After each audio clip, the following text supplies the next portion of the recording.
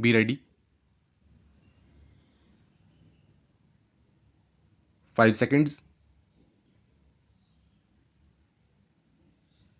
Start.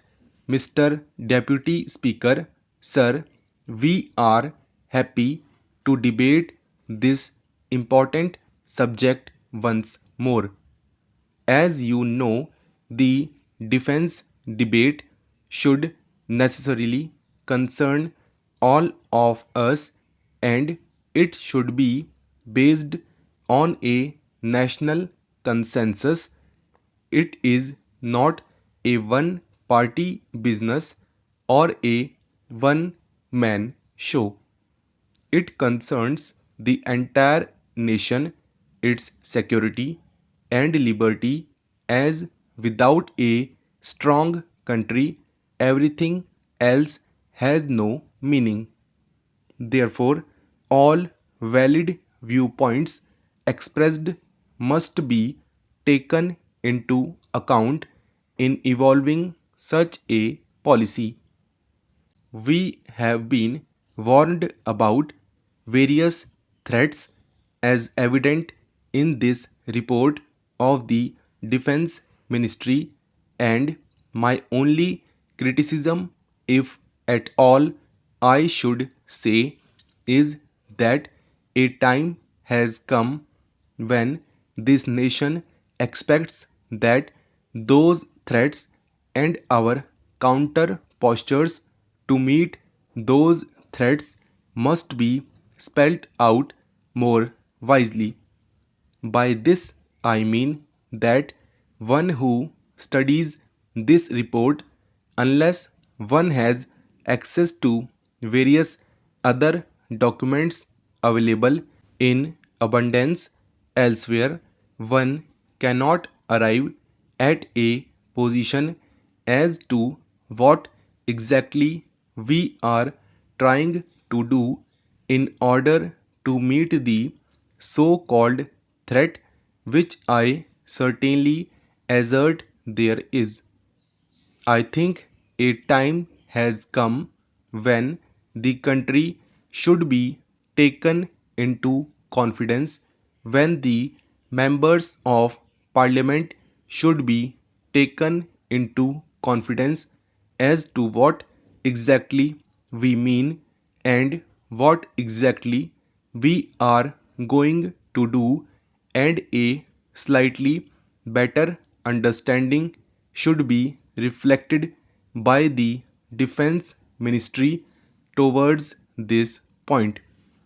I certainly do not wish that classified items are to be made available. They are certainly the prerogative of the administration to keep, but they should give us, at least in general terms, what we are expected to know. Nearly 55% of the last year's defense budget was spent on the rise in the costs of petroleum articles, oil, fuels, lubricants, and the rise in pay scales, pensions and allowances, etc. It hardly left for the entire defense budget a balance of 40%, which goes to make the real hard punch. And so it remains this year also. This position has to be rectified in the coming months, and that is a cause for concern. I have the greatest regard for the Honorable Defense Minister, and I know that he is a man of action, and he will take this point into account so that our defenses do not lack the punch that we want to have. The threats, as spelled out in the reports of the ministry, are mainly from the north and west, and as far as they go they are right. As far as the threat from the West is concerned, it is more positive. I do not foresee anything to come out of that cold state in the north. But if you look at the west, the defense budget of Pakistan has increased by 25% in the last year. From 1981, they have increased their budget 50%. They have raised their infantry divisions and one armored division. Not only that, they say that Pakistan will settle outstanding differences with India from a position of strength. We, on the other hand, have the same commitments as we had before 1971. That should be an indication to those who understand this matter that our commitments remain the same. Our ratio of forces on the western sector necessarily has not improved as one would like them to do.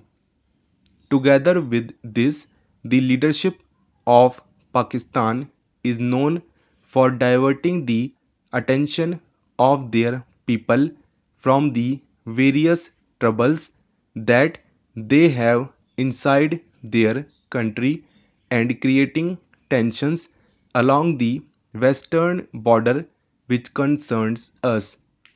We have had the sad experience of having three major wars in the last 40 years. The increase in the Air Force of Pakistan has also to be noted. It is no good just not giving any importance to the idea that they do not have an industrial base and therefore it does not constitute any threat to us.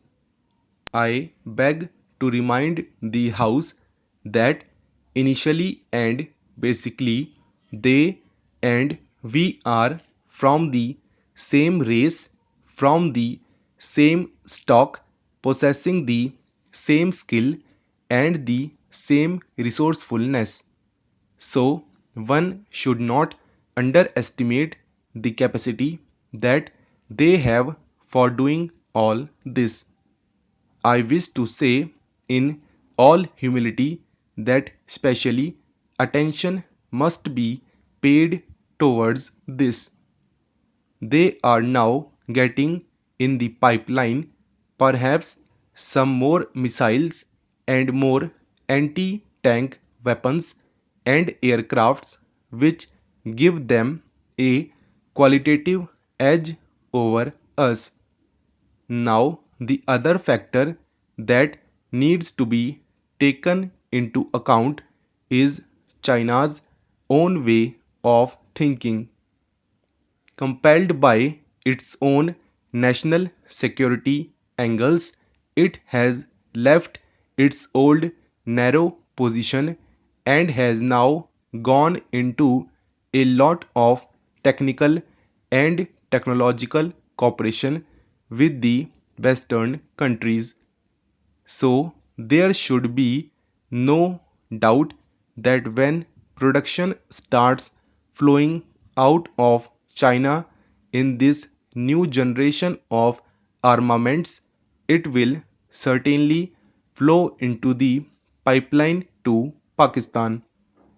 All these factors should be taken into account by the Ministry of Defense.